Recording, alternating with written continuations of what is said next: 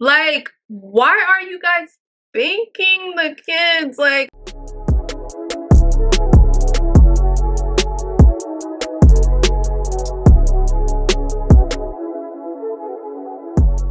hey y'all, welcome back to my channel. It's your girl Darlie, and today's video is about my childhood.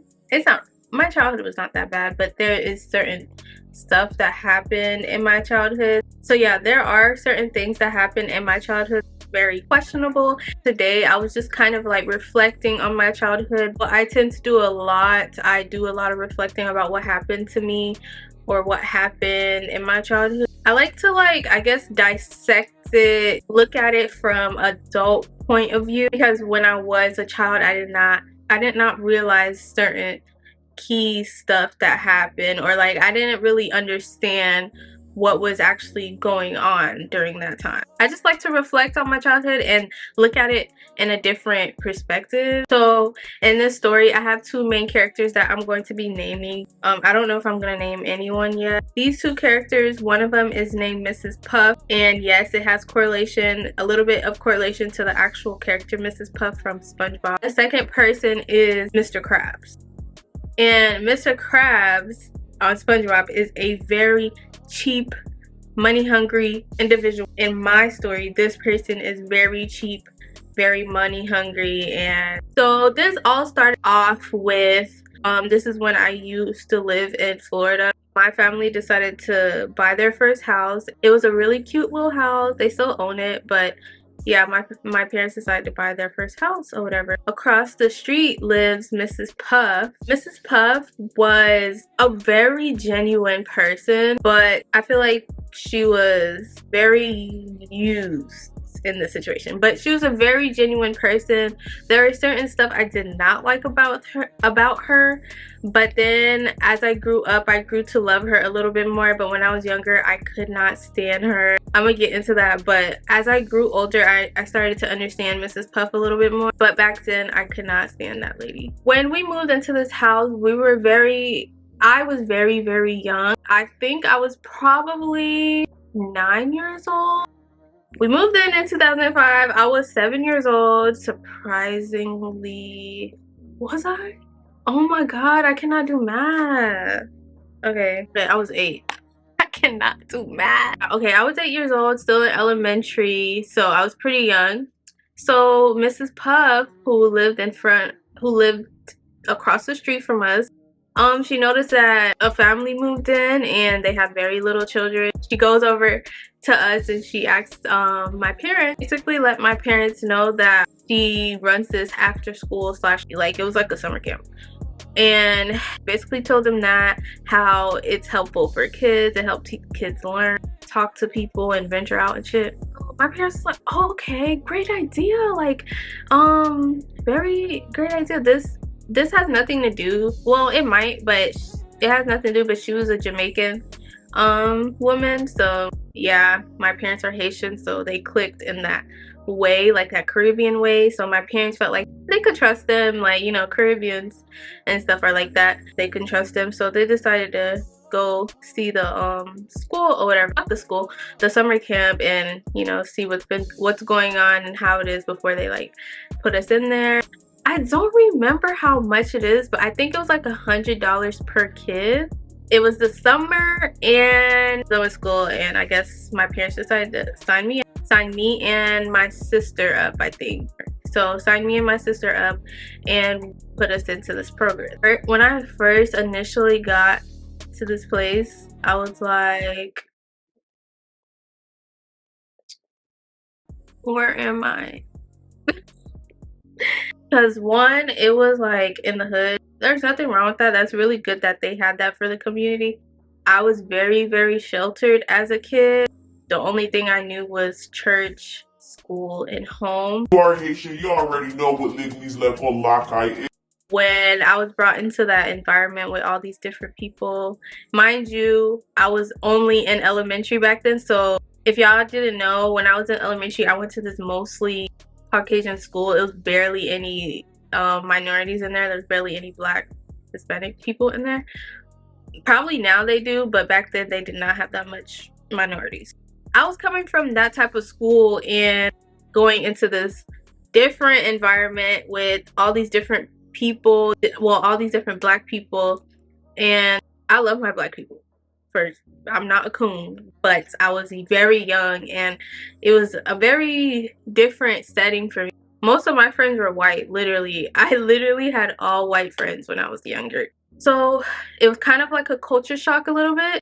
I grew up with so much white people and had so many white mentors, white teachers, white everything, and I come to this place and it's like so different. So when I went in there and I saw the kids, like I was nervous at first, but then I started to make friends little by little, like, you know, started to talk to people a little bit more and got to know people a little bit more and stuff. Overall, although I was like talking to people, me and my sister were kind of like the oddballs out because since Mrs. Puff introduced us to this place and we were neighbors, it was like I had a parent, you know, right there. She sheltered us way more than she sheltered the other kids because she literally lives across the street. Like, I don't know, I feel like people in that program really looked at me and my sister as like a favorite of hers. In reality, it was just like she felt close to us, but it wasn't no favorite, and she felt like she had to like protect us in a way because she knew how some of the kids were. So it felt like she had to protect us in that way. That's why she was always so close-knit and always like watching us to make sure we're not doing anything. I remember one of the girls, she was my age, and I thought me and her were friends, but this one day she did something very mean to me. She went up to Mrs. Puff and was like, we know you're not gonna do anything to her because that's your favorite, basically. Like, she was basically saying that's your favorite, that's your favorite. And that kind of stuck to me because I didn't want to be anybody's favorite. Like, I didn't even know anybody there. I didn't even know Mrs. Puff. I just knew she was like my neighbor. Like, it was not family. Like, it was just weird. Like, I remember people kind of like leaving us out in certain stuff because they thought me and my sister would tell Mrs. Puff. Like, it was so annoying. Like, actually it was so annoying. That was when I first started going to this program. While I'm in this program, I'm starting to see certain stuff. This is like the beginning of the program. Now I am in middle school. So I've been going to this program up to middle school. I don't think I was in there for high school. Yeah, I was not there for high school. I told my mom I did not want to go back there. But anyways, so this is middle school now and I'm still kind of going there. So some summers I'm not, some summers I am. I did attend their after school program a lot, which I hated.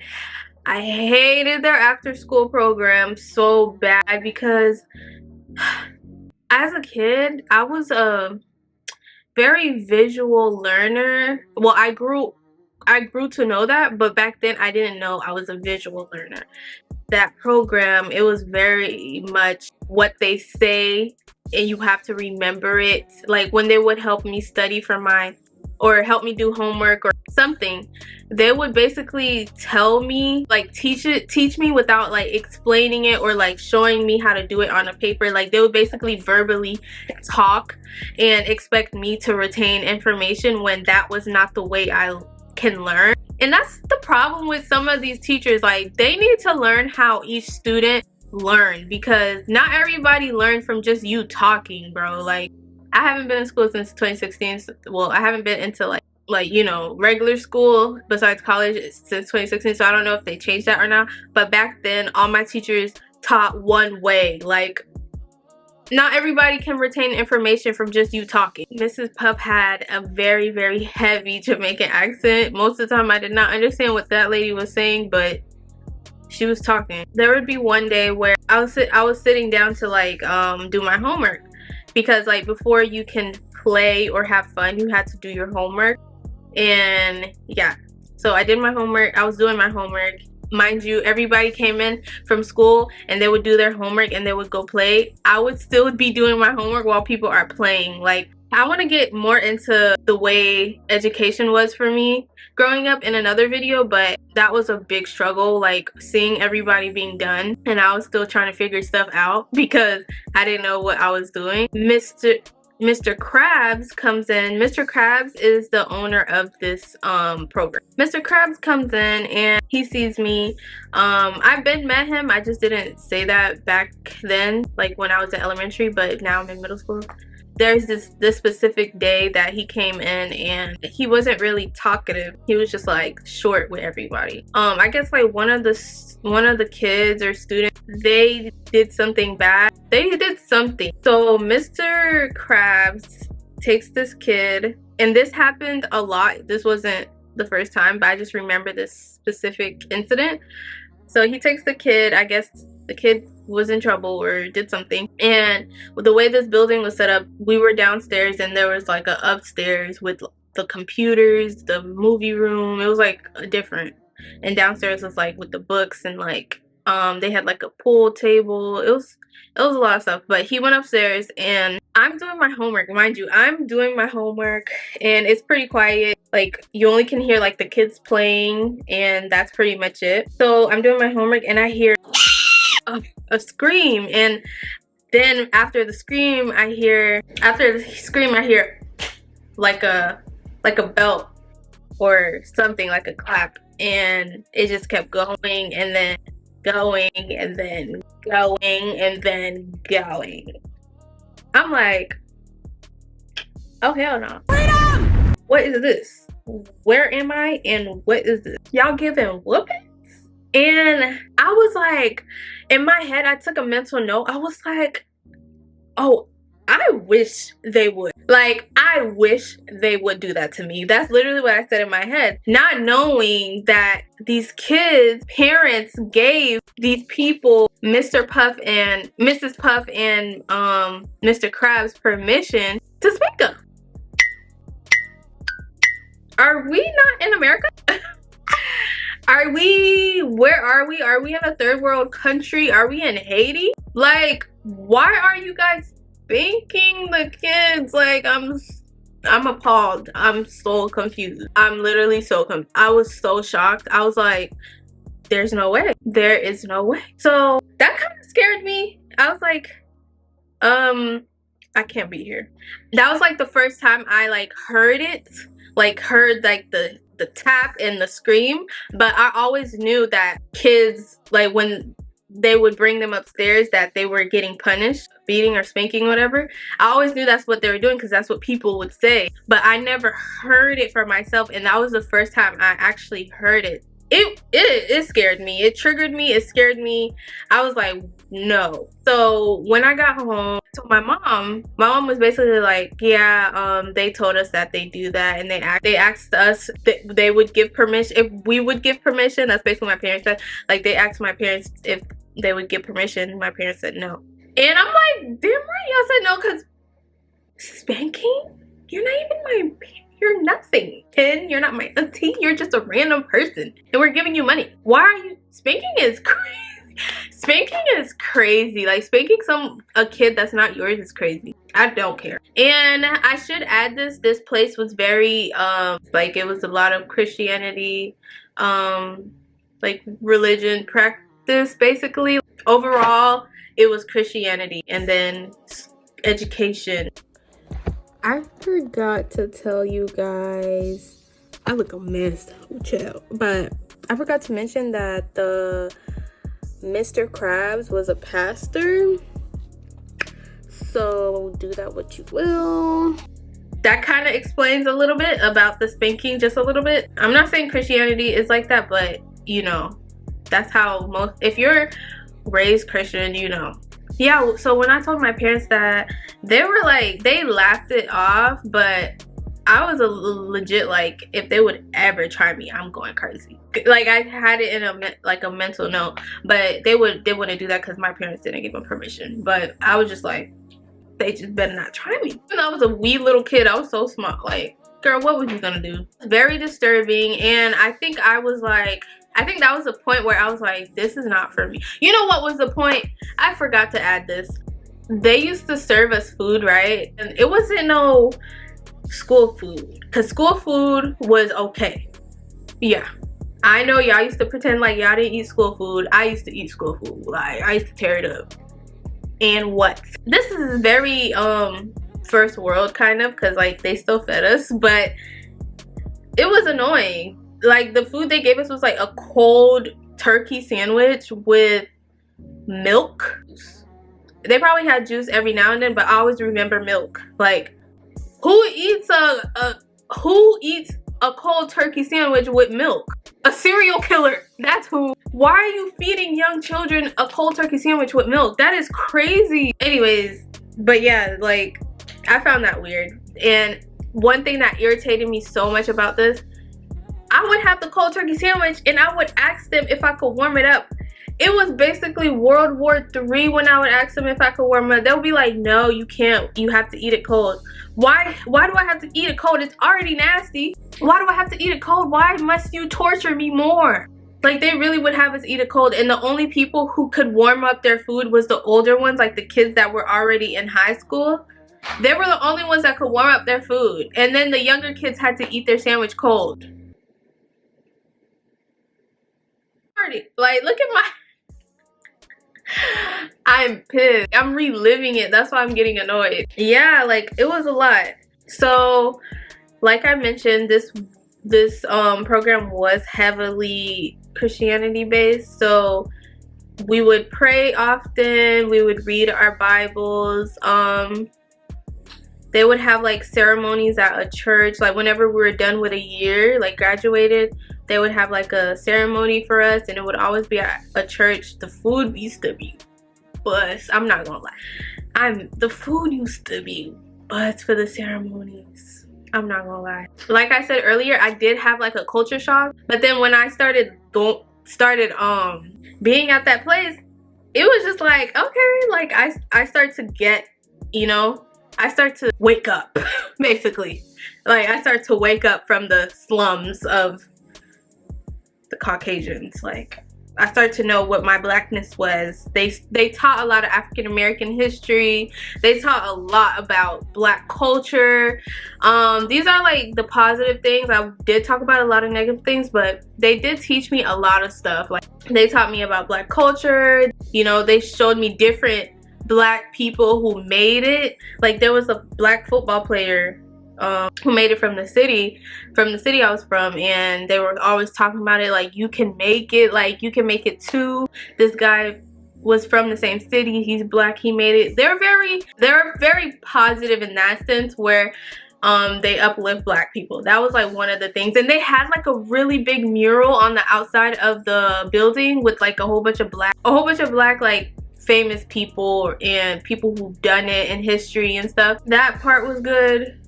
But other than that, it was a mess. Like the whole beating is kind of nuts, but I guess that's acceptable. But I don't think that's acceptable. But I don't know. Was that even I don't even know if that's allowed in America. Like, is that allowed? Can you get like a specific approval to do that? Like, I don't understand the whole spanking thing like at all. But that was a very big part of my childhood. That's why I wanted to come and like talk about it. And I can do so many stories. Like there's different stories, but this spanking one was one of like my core memories that I remember that really kind of haunts me in a way, because the way he went upstairs and I heard the screeches, tears of terror, I mean the screams of terror, and then the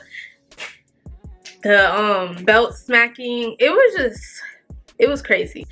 My next story time will be a detailed video on Mr. Krabs, because I feel like he deserved his own video because he was very money hungry and he actually used the hell out of Mrs. Puff.